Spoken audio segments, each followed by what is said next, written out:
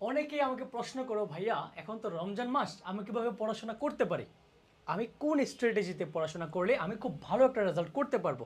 ঠিক আছে, তাহলে আমি তোমাদের জন্য আমাদের রমজান মাসের রুটিনটাকে দুইটা ভাগে ভাগ করছি। তুমি যে কোনো একটা ফলো করতে পারো, বাট আমি প্রেফার করব তুমি সকালে একটা ফলো করো। ঠিক আছে, সকালে আমরা যেহেতু এসএসসি স্টুডেন্ট, তাই এখন আমাদের এত বেশি ঘুমালে চলবে না। দেখো আমি তোমাদেরকে যেটা লিখে দিলাম, প্রথমে তোমরা সেহরির পর কি করবা, পড়া শুরু করে দিবা। যারা রাতে ঘুমাবা তারা সেহরির পর পড়া শুরু করে দিবা, সেহরির পর আর ঘুমাবা না। ঠিক আছে, তারপর সকাল 8টার মধ্যে পড়া শেষ করে বিশ্রাম নেওয়া। ঠিক আছে, সকাল 8টা পর্যন্ত পড়বা, তারপর বিশ্রাম নিবা। ঠিক আছে, আচ্ছা তারপর দুপুরে হালকা রিভিশন করতে হবে। দুপুরে নামাজ টামাজ পড়বা, টাইম এমনি কম পাওয়া যায় যেহেতু আমাদের আবার দিনটাও ছোটো, তাই আমরা কি করব, দুপুরে হালকা রিভিশন দিব। ওকে, তারপর বিকালের বিশ্রাম নিতে হবে এবং ইবাদত করতে হবে। বিকালে কোনো পড়ালেখা নাই, বুঝছো? বিকালে কোনো পড়ালেখা করা যাবে না। যা পড়ালেখা সব সকালে, বুঝছো? যা পড়ালেখা করতে হবে সব সকালে করতে হবে।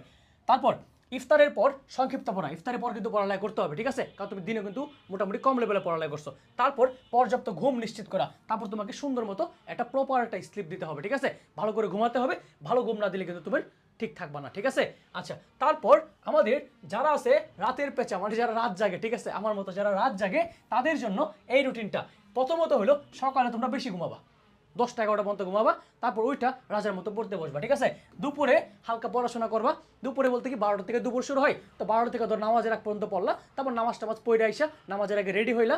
ঠিক আছে, তারপর ধর নামাজের পরে কিছু পড়ালেখা করলা। ঠিক আছে, তারপর বিকালে কিন্তু কি করবা, বিকালে বিশ্রাম নেবা। ঠিক আছে, আমি সকাল এবং রাতের যারা পড়ালেখা করো তাদের জন্য বলতেছি বিকালটা বিশ্রামের জন্য। ঠিক আছে, আসরের নামাজ পড়বা মসজিদে বৈশা, দরকার হলে যারা মুসলমান আছি আমরা মসজিদে বসে তোমরা কি করতে পারো, তোমরা এই হুজুরের অনেক সময় বা তিলাওয়াত করে এগুলো করতে পারো, বা নিজেরা একটু প্র্যাকটিস করতে পারো। আমাদের ইসলামিক যে জিনিসগুলো সেগুলো আমরা করতে পারি। ঠিক আছে, তারপর ইফতারের পর প্রধান পড়ার সময়, তোমরা যারা রাত জাগে পড়ো তাদের মেইন সময় হলো ইফতারের পর। ঠিক আছে, অনেকে বলো ভাইয়া ইফতারের পর তো ভাই ঘুম আসে, টায়ার্ড লাগে, এটা লাগে। ভাই এক্সাম কয়দিন পরে, এক্সাম হলে বসে যদি মনে করো যে ভাই পারতেছি না, গেছে, বুঝছো, গেছে।